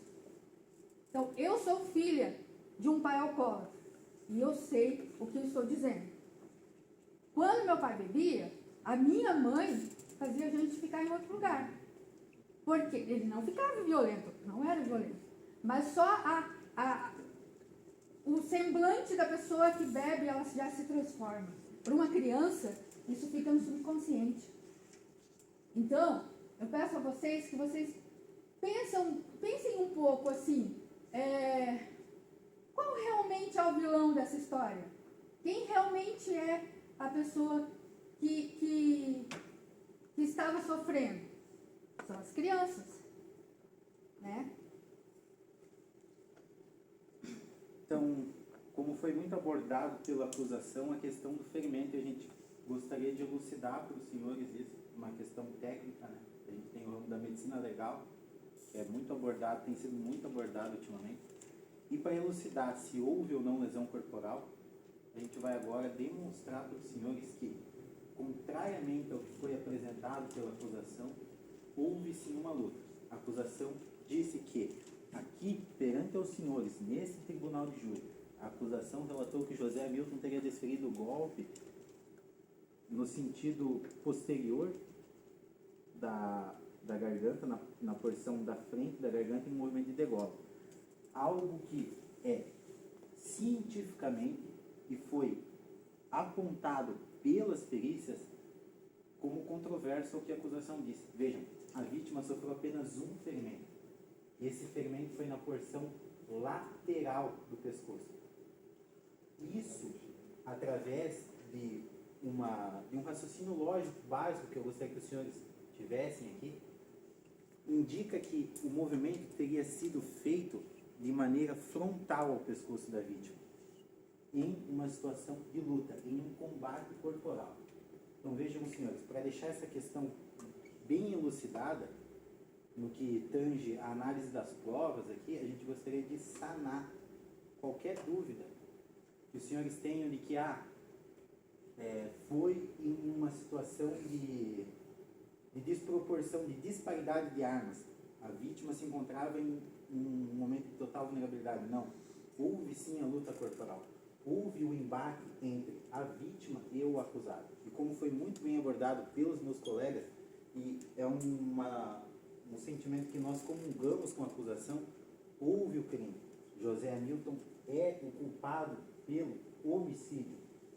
Mas eu peço aos senhores que, se atendo à descrição dos fatos, análise das provas, e a essa sustentação que agora eu e a minha colega Sade fazemos aqui, os senhores deem ouvidos à voz da razão.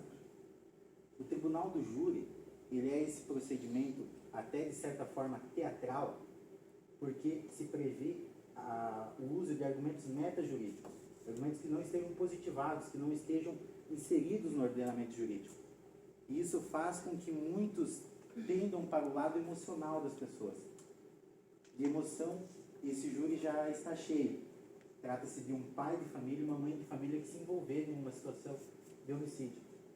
A gente já teve emoção demais aqui. Todo mundo tem uma mãe. Quem não teve, tem alguma pessoa que representa essa figura. Ou um pai.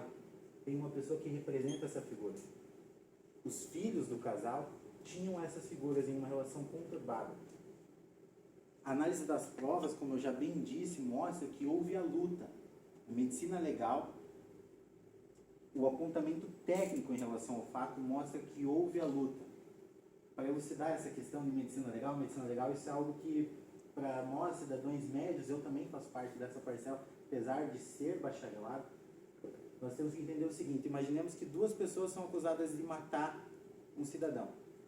Uma delas está sendo acusada de usar uma picareta ou uma chave de fenda, por exemplo, como arma do crime, e a outra está sendo acusada de usar uma faca. O laudo pericial aponta como ferimento único e mortal um ferimento pérfuro contundente. Esse ferimento ele não poderia ter sido desferido por um corte, pois uma faca produz um ferimento pérfuro cortante. Logo, a gente exclui a possibilidade de aquele que está sendo acusado de ter cometido o crime com uma faca de ser o autor, porque a faca não poderia produzir esse ferimento. Então, é de extrema valia que os senhores se atentem a esse fator, ao fator técnico, e vejam que houve um embate corporal. As vítimas, elas se encontravam até por uma questão de diferença de idade, como foi muito bem abordado aqui pela acusação. A luta, se nós fôssemos as partes, eu seria a Janete e a Sade seria o seu José Hamilton.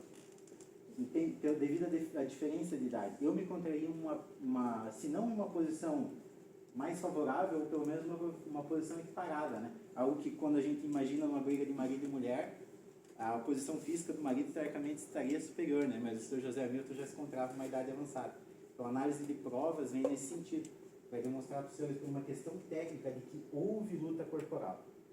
Nesse sentido, né, Até quando ele fala, e o José Hamilton, ele diz que ele não saiu com a faca de casa, então ele não saiu premeditadamente, como a acusação disse, com o intuito de... Ele não planejou. De ter planejado e de ter ido lá para matar a esposa dele. Até porque, se ele tivesse planejado, ele chegaria por trás da vítima e degolaria ela.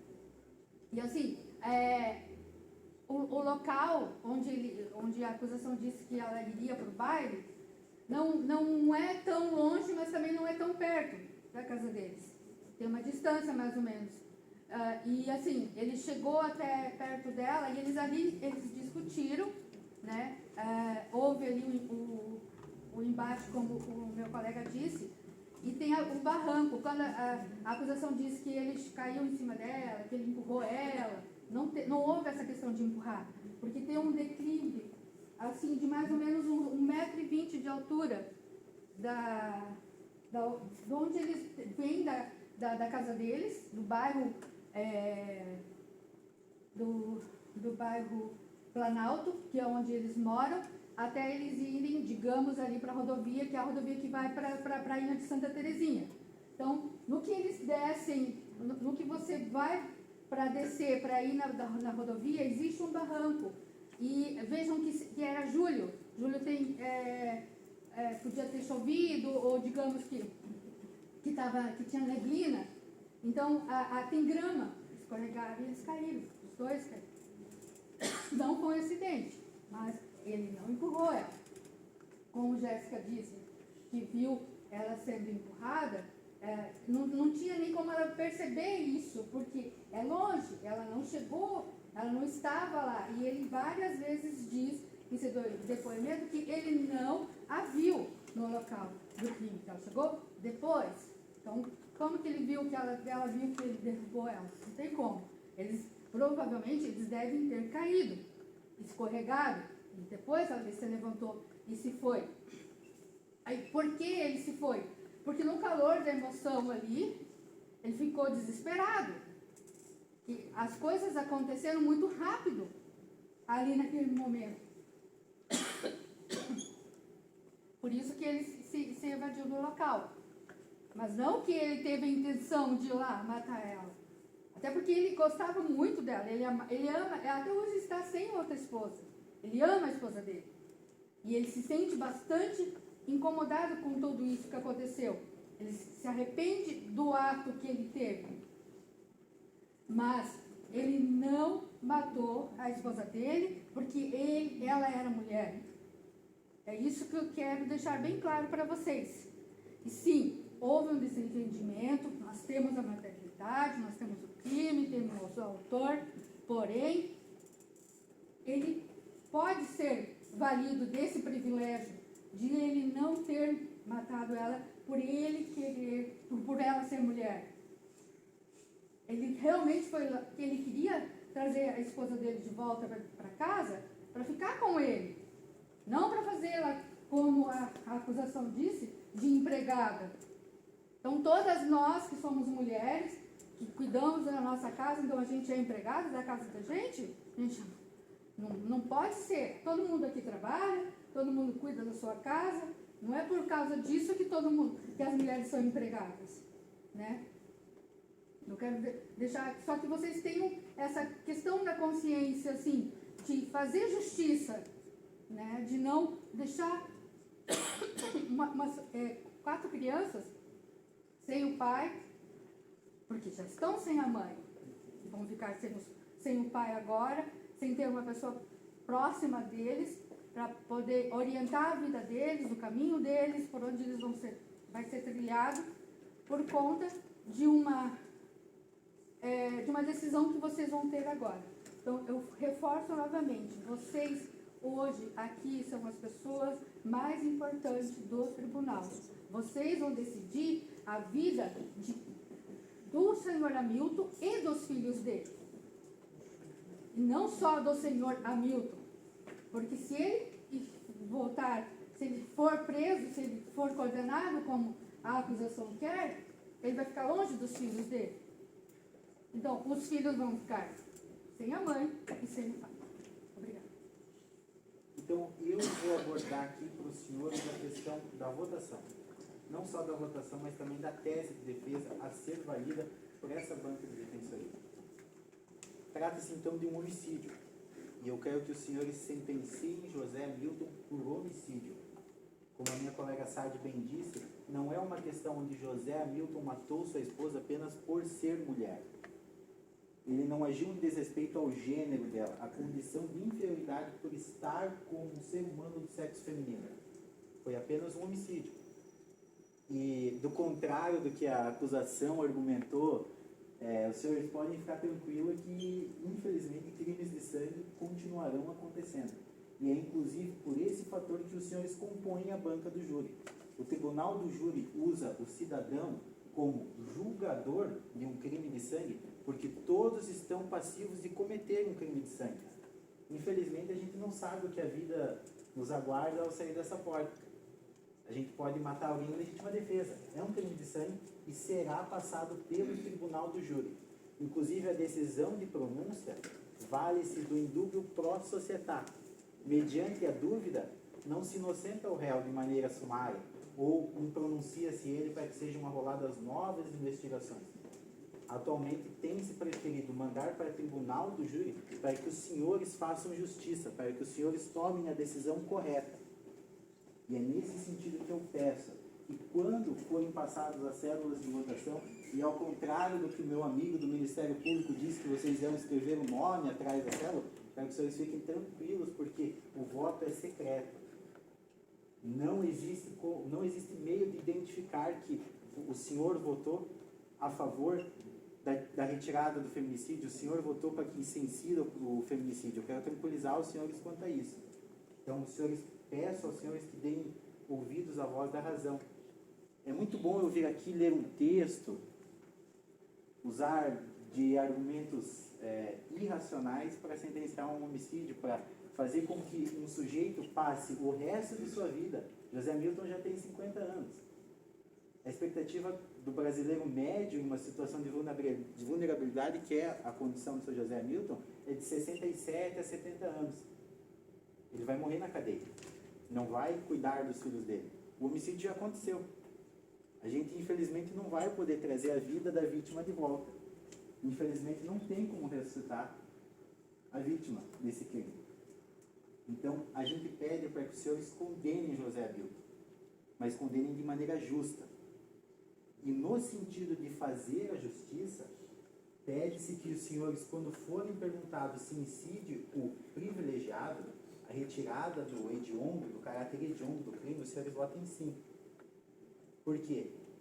Se o mesmo ordenamento jurídico que dá aos senhores a oportunidade de fazer justiça, não de punir, de fazer justiça, prevê o privilegiado, a incidência do privilegiado no caso do seu José Hamilton, questão essa que foi pouco abordada pela acusação, o porquê, eu não sei, talvez seja difícil assumir que uma pessoa pode se valer de um privilégio, por exemplo, no nosso ordenamento jurídico, eu não sei, eu não entendo esse caráter punitivista, essa questão de competição. Vamos sentenciar o cara, vamos sentenciar ele a pena máxima, porque hoje é dia de maldade. Quero que os senhores pensem com a razão, deem voz à razão. José Hamilton cumpre com todos os requisitos para a incidência do privilegiado. Do contrário, o fato não apresenta os requisitos necessários para que se caracterize o feminicídio. Então, na hora da votação, quando os senhores forem requisitados pelo feminicídio, eu peço aos senhores que votem não. Esse nome ele é um pouco tendencioso, né? Porque feminicídio, se é um homicídio contra uma mulher, entende-se o feminicídio. Mas vale também lembrar aos senhores que pessoas com gênero equiparado ao de uma mulher também podem se valer do feminicídio. Então não é uma questão do sexo feminino, é do contexto social em que o crime se enquadra. Então, novamente, quando os senhores forem perguntados se incide o feminicídio, eu gostaria que os senhores votassem não. Pois não há, no caso aqui julgado, fatos que comprovem necessário a incidência do feminicídio.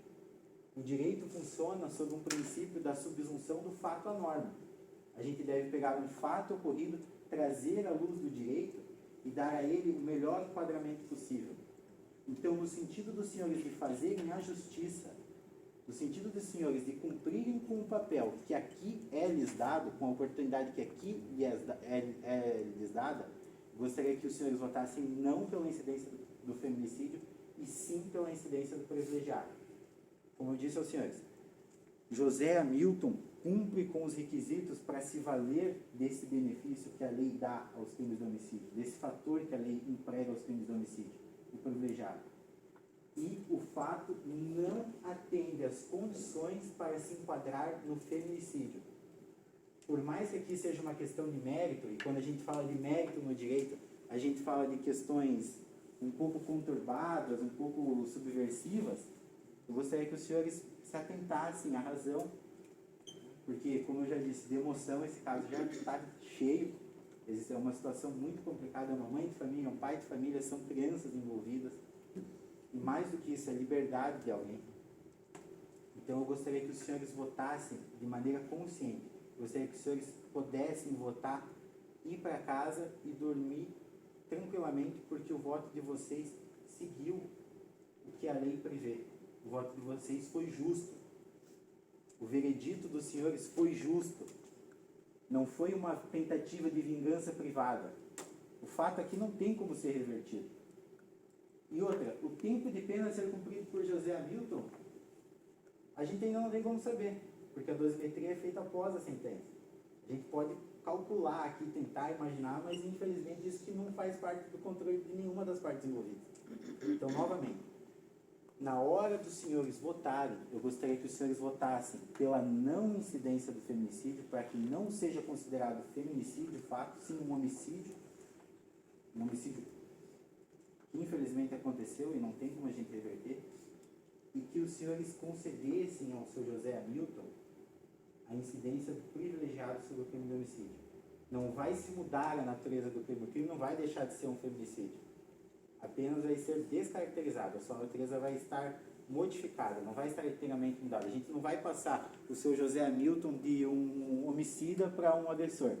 Não se trata disso. Os senhores podem ficar tranquilos que assim como a acusação pede, a gente também pede para que o senhor José Hamilton seja condenado. Houve a materialidade, o corpo já está no chão. Houve a autoria. José Hamilton é sim o autor deste homicídio. O que a gente não quer é que simplesmente por um caráter punitivista, um caráter pessoal, José Hamilton seja condenado por algo que não se encaixa ao fato. Seja condenado com base em um artigo, em um instrumento legal que não é o mais adequado. Então, novamente, eu vou reforçar para os senhores. Quando os senhores votarem pelo feminicídio, eu peço que os senhores votem não pelo feminicídio. Quando os senhores votarem pela incidência do privilegiado, pela descaracterização da Lei 8.072, eu peço que os senhores votem sim. Votem pela incidência do privilegiado sobre o crime cometido pelo José Hamilton. E agora eu gostaria de chamar aqui os meus colegas de defensoria, agradecer aos senhores, porque todo dia quando eu acordo, eu ligo para minha mãe. Minha mãe, infelizmente, não mora mais comigo. Eu vim para essa cidade para fazer a faculdade, se tornar um advogado. Minha mãe é uma senhora simples, uma senhora de origem muito humilde. Infelizmente, a minha família não teve como bancar uma instrução para ela, ela é analfabeta. E a minha mãe, sempre que fala comigo, me pergunta do meu trabalho. E fala, poxa, meu filho, quando você vai parar de defender bandido? Quando você vai parar de defender criminoso? E eu digo a ela, eu não defendo criminoso. Eu apenas ajo para que o Estado não faça a sua vontade, ó Deus dará, não faça o que quiser com a liberdade de alguém. Eu gostaria que os senhores me acompanhassem nesse raciocínio. Gostaria que os senhores me acompanhassem no sentido de que o seu José Hamilton deve ser dado a sentença adequada. Se os senhores quiserem votar de maneira punitivista, de maneira pessoal, eu infelizmente, se o que eu falei aqui não foi o suficiente, infelizmente eu não sei o que dizer para os senhores, porque eu acredito no raciocínio lógico de cada um dos senhores, na razão que está dentro de cada um dos senhores. É muito mais fácil vir aqui apresentar argumentos comoventes, ler um texto, citar a Bíblia, para tentar atingir o emocional dos senhores. Mas aqui a gente tem que agir com a razão, porque se a gente vai dar voz à emoção, a gente pode condenar uma pessoa de maneira injusta. Eu quero que o José Hamilton cumpra a pena que é válida ao crime que ele cometeu. Quero que José Hamilton seja sentenciado pela pena correspondente ao crime que ele cometeu. Porque eu não quero que José Hamilton venha a ser condenado pelos senhores por algo que não se enquadra no fato por ele cometido. Os senhores devem votar correspondente ao crime. Como eu disse aos senhores, um dos princípios que rege a nossa sociedade é a confiança. Eu atravesso o sinal vermelho o sinal verde porque eu confio que a pessoa vindo no outro sentido vai parar no sinal vermelho. Não tem nenhuma barreira física impedindo o carro de atravessar no sinal vermelho. Mas a confiança em mim depositada naquela pessoa dá segurança para eu atravessar o sinal verde. E eu confio em cada um dos senhores para dar a José Hamilton a sentença que é a correta pelo crime que ele cometeu. Novamente, quando os senhores forem perguntados, e eu não vou poder acompanhar isso, até para dar uma segurança maior aos senhores, se incide ou feminicídio, gostaria que os senhores votassem não. Porque, como eu já disse, o fato aqui, julgado, não se enquadra no tipo legal de feminicídio. José Hamilton não matou a sua esposa porque ela era mulher. Não é essa a questão. Isso não é o instituto legal correto ao crime cometido por José Hamilton. E, novamente, quando os senhores forem perguntados se incide privilegiado, eu gostaria que os senhores votassem sim pela incidência do privilegiado. Pois, se existe a previsão legal para que isso seja arrolado, para que José Hamilton venha se valer desse instituto, eu gostaria que os senhores votassem para que ele possa se valer. Os senhores, se votarem para não incidência do privilegiado, ao meu ver, os senhores vão estar tolhendo um direito do senhor José Hamilton. O julgamento dos senhores vai estar tolhendo um direito que a ele é concedido. Então, eu gostaria de agradecer ao meu amigo Adilson, ao minha amiga Sade, Steven. É muito difícil participar de um tribunal do júri, é uma questão muito complexa, envolve muita coisa. Eu não sei como foi o dia do senhor, eu não sei como foi a noite anterior do senhor, eu não sei o que se passa na casa da senhora. Se a gente deixar toda essa emoção brincar com a liberdade de uma pessoa, eu acho isso muito perigoso. Então, eu gostaria que os senhores ouçam a voz da razão. Como eu disse, o fato não se enquadra no feminicídio. José Hamilton possui o direito de ser condenado por homicídio privilegiado. Veja, ele ainda vai ser condenado por homicídio. José Hamilton não vai deixar de ser um homicida, só que o fato será julgado de maneira correta. Eu gostaria de reforçar novamente, quando o senhor for requisitado se é homicídio privilegiado, diga que sim. E quando o senhor for requisitado se o crime trata-se de um feminicídio, eu gostaria que os senhores votassem não. É muito difícil vir aqui, acordar todo dia, igual eu falei, falar com a minha mãe e ter a certeza de que eu não defendo bandidos. Todo dia a pessoa te perguntando, quando você vai parar de defender bandido? É difícil, uma hora ou outra o cara acaba, pô, será que eu tô agindo pelo errado? Mas eu tenho certeza, eu gostaria que vocês também tivessem essa certeza. A gente está aqui para fazer justiça, a gente não está aqui para punir ninguém, a gente não está aqui para sentenciar uma pessoa a algo que não é cabido à situação. Novamente, quando os senhores forem perguntados se incídio privilegiado, eu gostaria que os senhores votassem sim. Quando os senhores forem perguntados se o crime trata-se de um feminicídio, eu gostaria que os senhores votassem que não. Privilegiado é algo que cabe ao caso, o feminicídio não. O caso não se enquadra no caso de feminicídio. É um homicídio, apenas homicídio. Não se pede para que os senhores transformem José Hamilton de homicida para algo diferente. Ele vai continuar sendo um homicida. Infelizmente, ele já tolheu a vida de alguém. Eu não gostaria que os senhores tolhessem mais direitos ainda que já circulam o caso, no sentido de condenar ao réu por algo que não é o correto, algo que não é justo. Condenar José Hamilton por feminicídio, retirar o privilegiado, não é justo. Os senhores estão aqui hoje e eu confio nos senhores para fazer a justiça. Infelizmente, a promotoria hoje não foi uma promotoria de justiça, foi uma promotoria de vingança. Se os senhores acompanharem esse raciocínio vingativo, punitivista, os senhores serão vingadores. Não se faz vingança, que se produz a justiça. Então, muito obrigado por todo o esforço dos senhores de acompanhar essas 2 horas de argumentação. São pessoas muito capacitadas para produzir o veredito adequado, tão ou até mais capacitadas do que nós aqui. A gente só tem uma carteirinha lá, um cartãozinho de clube, né? Um cartãozinho de crédito lá, não quer dizer nada. O poder está na mão de vocês, o poder para fazer a justiça está na mão de vocês. Nós somos operadores do direito. Vocês são os expoentes da justiça. Então, quando os senhores forem requisitados se incide privilegiado, eu gostaria que os senhores votassem sim, pois é um direito do senhor José Hamilton. E quando forem requisitados se houve feminicídio, eu gostaria que os senhores votassem que não, pois o fato aqui abordado não se trata de um feminicídio. E, novamente, os senhores podem ficar tranquilos quanto ao voto dos senhores, porque não vai ser escrito nome em cédula nenhum, o voto é totalmente secreto. E os senhores estão em 7. Se a gente abrir 4 votos pela incidência do privilegiado, não serão abertos os outros 3, até não descobrir se todos votaram pela incidência. E quando os senhores foram requisitados se houve feminicídio, votaram que não vão ser abertos mais do que 4 votos. Se os 4 primeiros votos forem não será necessário abertos os outros votos, porque senão a gente vai saber como cada um votou.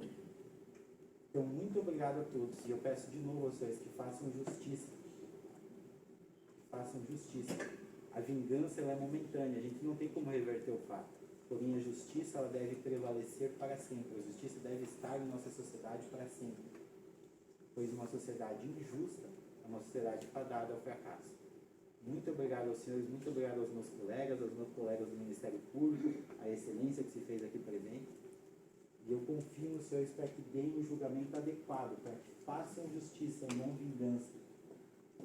José Hamilton é um homicida, mas não um feminicida. José Hamilton vai responder pelo crime de homicídio privilegiado. Esse é o jeito mais adequado de julgar o fato aqui apresentado ao Senhor. Muito obrigado a todos, muito obrigado a todos os presentes da comunidade e que Deus nos abençoe e que a razão guie o voto de vocês. Obrigado. Expostas as teses acusatórias definitiva, eu pergunto se volta a perguntar antes, pergunto aos jurados se alguém precisa ir ao banheiro, beber uma água. Então suspendo a sessão por 2 minutos e voltamos em seguida com a fala do Ministério Público. Nossa, eu comi todas essas. Todas as 10.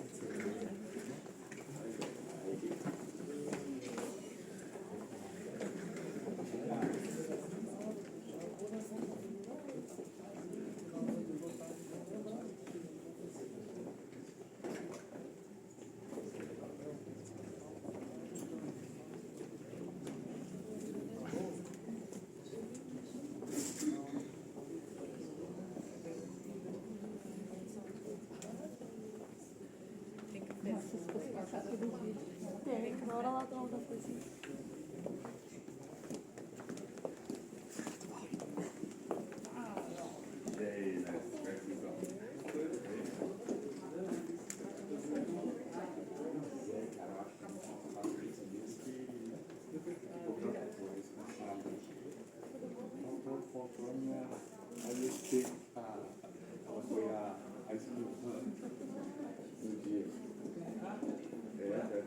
Vocês que são os convidados.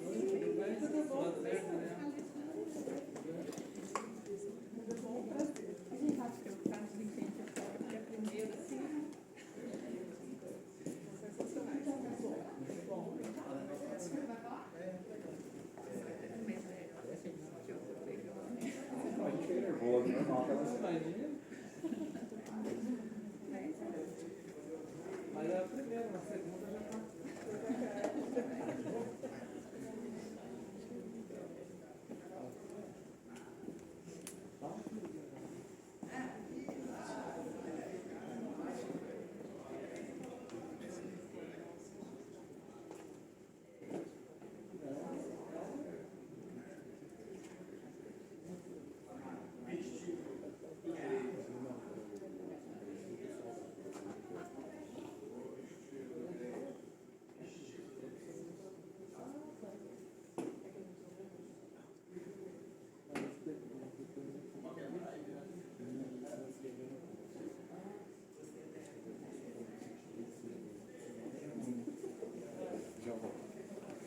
André, onde fica o banheiro?